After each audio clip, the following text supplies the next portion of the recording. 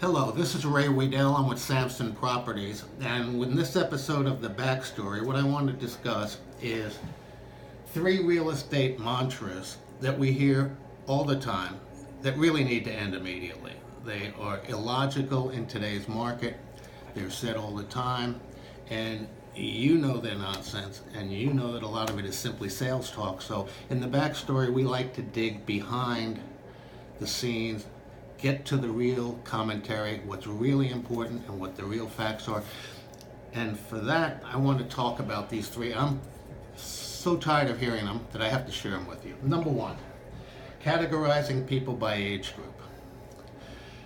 Now, in today's market, most of the brokerage houses and so many consultants are giving real estate agents, and I know in other sales groups they do the same thing in other industries, about categorizing particularly millennials. Now, as a baby boomer from the past, I know we all get tired of hearing about baby boomers this and baby boomers that, but I think of the diversity among the baby boomer population, and it's ridiculous to categorize them anyway. It's the same thing with millennials. Now, most of the big brokerages, they will tell their people and go through extensive training on what to say and how to approach people by their age.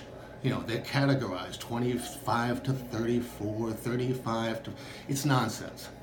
We all know that. And there's a great deal of diversity and difference of how people in every age group handle things. And there is more similarity from people who are 25 through 75 when it comes to real estate. You want a buyer agent that's going to put you in the right house at the right price, and you want a selling agent that's going to get you the highest price in the shortest amount of time and with the least hassle to you. It doesn't matter what the age of that agent is or what the age of the customer is.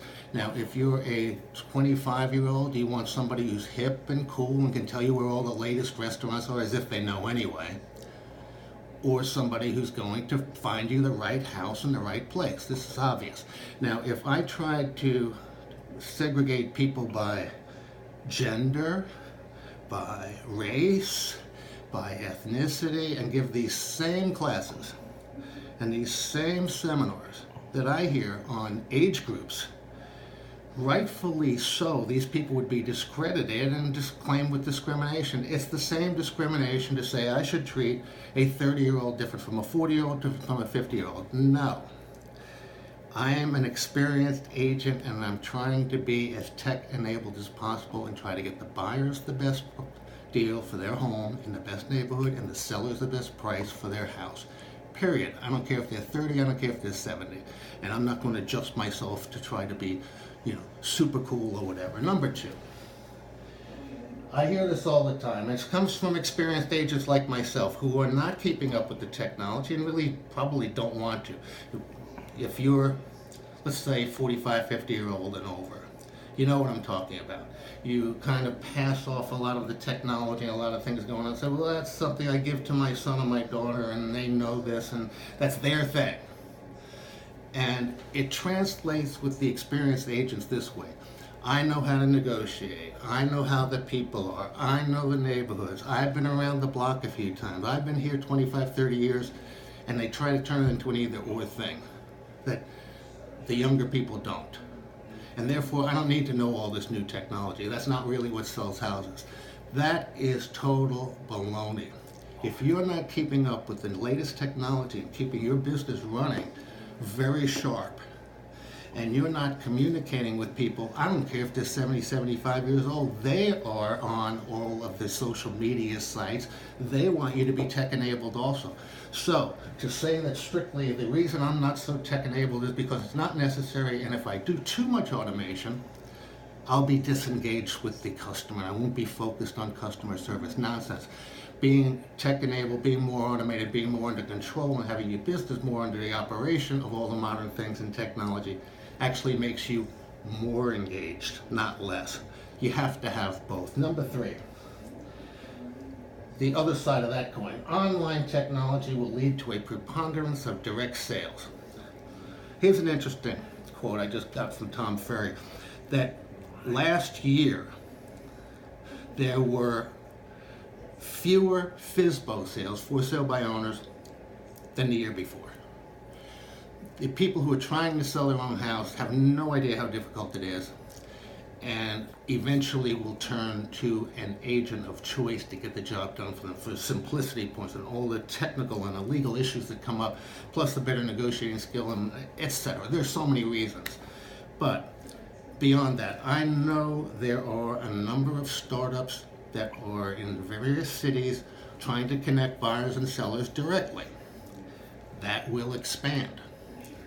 Will it be 10 or 15% of the market? Will it be 20% of the market? Will it even serve that 10 or 15% better than is being served today? I don't know the answer to that right now, and neither do you or anybody else.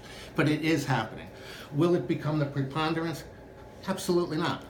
And I go to Zillow as the example of this. Unfortunately, I've met some fantastic people at the upper end, the people who created Zillow, Rich Barton, Spencer Raskoff. They will talk to you in the same way as I do. They are not trying to take over the sales. They are providing an excellent service to allow you to scan entire neighborhoods, narrow the field down on your own, and make it easier for the buyer agents and the real estate agents to deal with you, because we don't have to sit there on a Saturday morning and try to scan the entire thing and tell you what you want. You're telling us what you want, where you want to be. This neighborhood looks pretty interesting for me for this reason. This house and this type of house looks interesting to me for this kind of reason.